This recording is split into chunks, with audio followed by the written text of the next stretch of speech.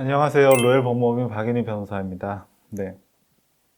이번 시간에는 임차인이 부동산 임대차 계약을 체결을 했는데 깡통 전세였어요. 그리고 임대차 기간 중에 소유자가 변동이 된 상황이었습니다. 그러니까 이 경우에 임차보증금 회수에 불안함을 느낀 이제 임차인이 어떤 방식으로 보증금을 회수해야 되는지 저희가 진행했던 이제 사안을 바탕으로 해서 설명드리겠습니다. 간단하게 사실관계를 요약을 하면 이렇습니다. 네. 임차인이 임대인하고 2017년경에 임대차 기간은 2년으로 그리고 보증금은 1억 5천만 원으로 해서 임대차 계약을 체결합니다. 그리고 이제 계약 체결 당일날에 계약금 지급을 했고 한 달 뒤에 잔금도 지급을 했고요. 그리고 임차인이 임대인으로부터 임대차 목적물 인도를 받고 그다음에 이제 이곳으로 전입 신고를 하죠. 그 이후에 이제 계약서에 확정 일자까지 부여받습니다. 네. 이런 경우에는 이제 보통 통상적으로 이루어지는 임대차 계약 체결 이후의 이제 모습이고요. 그런데 이제 문제는 임대차 기간 중에 이 목적물의 소유자가 변동이 됩니다. 제3자한테서 목적물 소유권이 넘어가고 이러한 사실을 원소유자로부터 임차인이 들었고 그 이후에 새로운 소유자한테 기간이 만료되기 한 3개월 전에 나는 갱신을 하지 않고 나가겠다라고 통지를 하려고 연락을 했더니 새로운 소유자가 연락이 안 됩니다. 예, 전화 통화가 안 됐고 문자로 일단은 보내놨고 이런 사실을 그 이후에 문자로 이제 회신이 왔는데 회신을 온 사람도 또 새로운 소유자가 아니고 새로운 소유자의 대리인이라고 하면서 뭐 알겠다라는 취지로는 이제 문자 회신이 왔습니다. 예.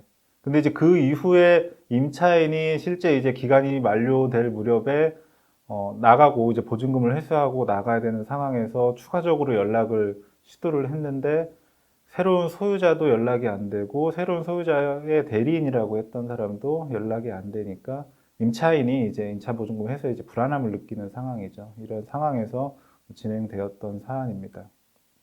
이 사안에서 임대차 계약에 관해서 간단히 좀 진단을 해보겠습니다. 먼저 첫 번째는 이제 깡통 전세라고 하는 건데요. 우리가 흔히 얘기하는 깡통 전세라고 하는 거는 이 해당 주택의 담보대출금하고 그 다음에 전세 보증금을 합한 금액이 이 부동산의 시세를 뭐 80% 이상 초과하는 상황이면은 사실 이제 보증금 회수에 우려가 되는 상황이긴 하죠. 예. 그리고 이 해당 주택을 실제 처분을 했을 때 대출금이나 세입자의 전세금을 다 갚지 못하는 상황이 발생할 때, 그래서 이런 상황에서 임대차 계약을 체결하는 것들을 보통 이제 깡통 전세라고 하죠.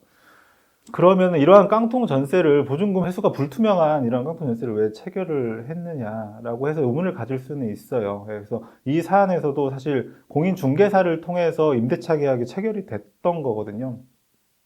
그렇기 때문에 이제 부동산 등기부 등본도 확인을 해봤고, 그런데 이제 부동산 등기부 등본에는 은행에 담보가 잡혀 있죠. 1억 1,500만 원 정도 담보가 잡혀 있었는데 임대인도 그렇고 중개사도 그렇고 잔금 지급하기 전에 그 근저당 설정 등기는 말소를 할 거다. 그러니까 뭐 아무런 문제가 없다라는 취지로 얘기를 했고 또 임차인 입장에서도 내가 납부해야 될 1억 5천만 원의 보증금을 개인 자비로 이제 납부를 하는 게 아니라 전세자금 대출을 받아서 납부를 해야 됐던 상황이고 그러면은 임대인의 이제 협조가 필요했던 부분인데 임대인이 협조하겠다고 하니까 어쩔 수 없이 이제 이런 깡통 전세 임대차 계약을 체결을 했던 거죠. 예. 그리고 실제 보증금이 지급되고 나서 근저당 설정 등기는 이제 말소가 됐고요. 예.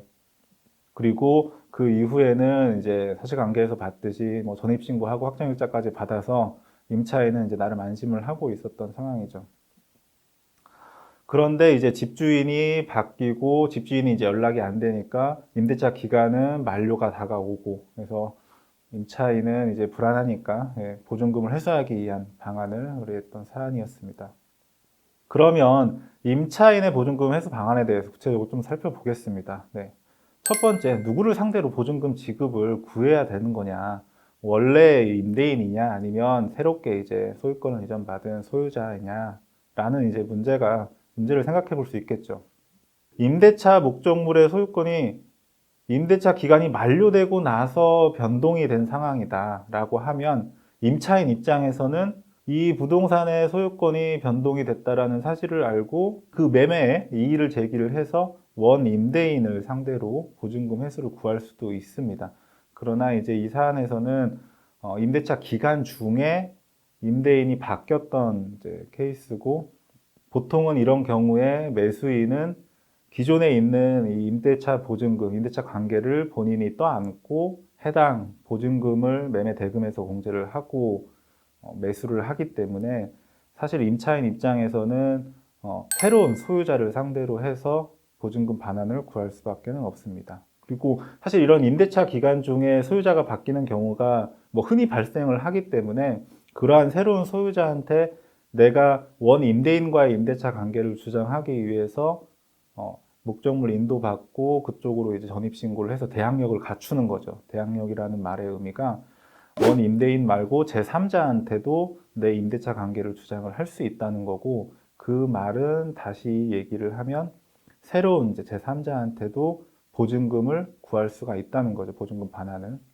그러면 두 번째 생각해 볼 문제가, 아직 임대차 기간이 만료된 사안은 아니었습니다. 네, 임대차 기간 만료가 다가오는 사안이었지 기간이 만료가 된 사안은 아니었거든요.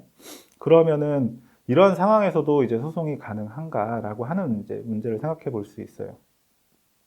보통 내가 임차인으로서 임대인한테 보증금 반환을 요구를 하는 거는 임대차 관계가 종료가 돼야 됩니다. 그리고 임대차 관계가 종료가 되는 사유는 임대차 기간이 만료가 돼서 종료가 될 수도 있고, 아니면 임대차 기간이 아직 남아 있는데 중간에 임대차 계약을 해지를 하고 함으로써 종료가 되는 경우도 있을 수 있어요. 그러나 이 사안에서는 소유자가 임대차 기간 중에 임대인이 변동됐다라는 사정만으로 바로 임차인한테 이 임대차 관계를 해지할 만한 사유라고 보기는 어려워요. 그렇기 때문에 이 케이스에서 임차인은 중간에 기간이 아직 남아 있더라도 그 중간에 중도 해지를 할 수 있는 사안은 아니었고, 결국 임대차 기간이 만료가 돼야지 임대차 관계가 종료가 되고 그거에 따라서 보증금 반환을 구할 수 있었던 사안이거든요.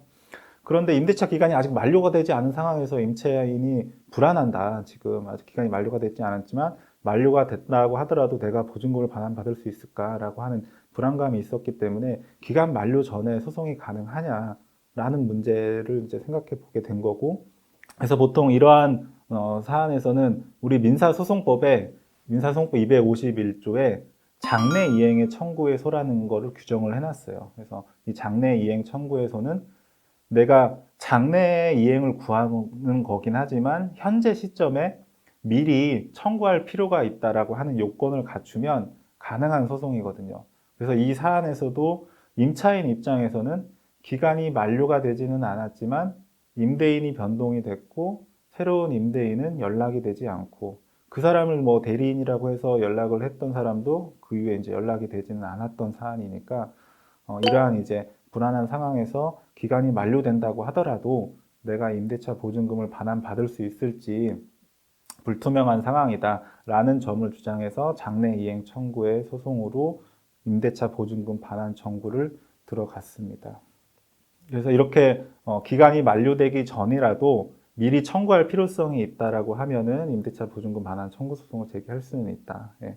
그리고 지금 이 임대차 보증금 반환 청구 소송을 제기를 하기에 앞서 이제 채권 보전 조치를 취해 놓는 게 좋겠죠. 그래서 이 임대차 목적물에 대해서 아까 설명했듯이 보증금이 지급이 되고 나서 원래 있던 근저당 설정 등기가 말소가 됐기 때문에 지금 등기부 등본은 이제 깨끗한 상황이에요. 별도의 이제 다른 근저당이 설정되지 않은 상황이고, 그래서 따로 이제 내가 보증금 반환 청구 소송을 제기해도 보증금을 임대인이 임의로 지급을 하지 않으면 강제집행까지 생각을 해야 되는데, 그러기 위해서는 이제 소송으로 판결을 받을 때까지 이제 시간이 걸리니까 미리 이 임대 목적물에 대해서 가압류를 진행을 했습니다. 네, 그건 뭐 어차피 금전 채권이니까 가처분은 아니고 가압류를 진행을 해서 가압류 결정을 받아 놓은 상황에서 임대보증금 반환 청구 소송을 제기를 했죠. 그리고 보통 이런 임대차 관계에서 발생하는 소송, 지금 이 케이스처럼 임대차 보증금 반환 청구 소송이든 아니면 임대인 입장에서 임차인 보고 나가라고 하는 이제 건물 인도 청구 소송이든 이러한 소송들은 법원에서 이제 실무적으로도 시급한 사건이어서 빨리 처리를 해주는 경향이 있어요. 예. 그렇기 때문에 이 임대차 보증금 반환 청구 소송도 웬만하면은 이제 첫 기일에 관련된 이제 주장이랑 증거를 다 제출을 해서 종결을 짓고 빠르게 이제 판결 선고를 받는 방향으로 진행을 해야 될 필요성이 있습니다. 특히나 이 케이스에서는 새로운 소유자가 연락이 안 됐고 그 사람의 대리인이라고 한 사람도 연락이 되지 않았어요. 그래서 이제 소송을 제기하고 나서 그 소장이 이 상대방 당사자인 새로운 소유자한테 송달이 돼야지 되는데 송달이 되지 않을 가능성을 생각해 볼 수 있겠죠. 당연히 연락이 안 되니까. 그래서 법원을 통해서 송달이 되지 결국 안 된다고 하면은 공시 송달까지 감안을 해서 사건을 진행을 해야 되고 그러려면은 그 공시 송달까지의 진행을 빠르게 이제 진행을 시킬 필요가 있었습니다. 그래서 이 케이스에서도 공시 송달로 결국 이제 첫 기일에 종결을 짓고 판결 선고를 받게 됐죠. 그 이후에 어쨌든 임차인이 뭐 소송 과정에서 응해가지고 보증금 반환을 내줘야 된다는 상황에 대해서 인지를 하고 했다고 하면은 소송 내에서 뭐 합의를 하던 소송 외적으로 합의를 하던 그 기간 중에 임대차 기간은 만료가 됐을 가능성이 크니까 보증금을 회수할 수 있겠지만 결국에는 임대인한테 소장이 송달되지 않았고 공시송달로 판결 선고를 받았다라고 하면은 임대인의 임의 이행은 기대하기 어려운 상황이니까 강제 집행 절차로 바로 들어가야 되는 상황이고요. 그렇기 때문에 미리 이제 가압류 해놨던 거를 이제 본압류를 전이해서 이 해당 부동산에 대해서 경매 진행을 해서 강제 경매 진행을 해가지고 그 경매 대금에서 이제 보증금을 회수하는 방향으로 진행을 해야 되는 상황입니다. 그리고 사실 이러한 이제 깡통 전세가 많이 이제 알려지면서 문제가 생기지 않은데 요즘에는 그럼에도 불구하고 이제 이런 걸로 인해서 어려움에 처한 임차인들이 많이 있는 것 같습니다. 네.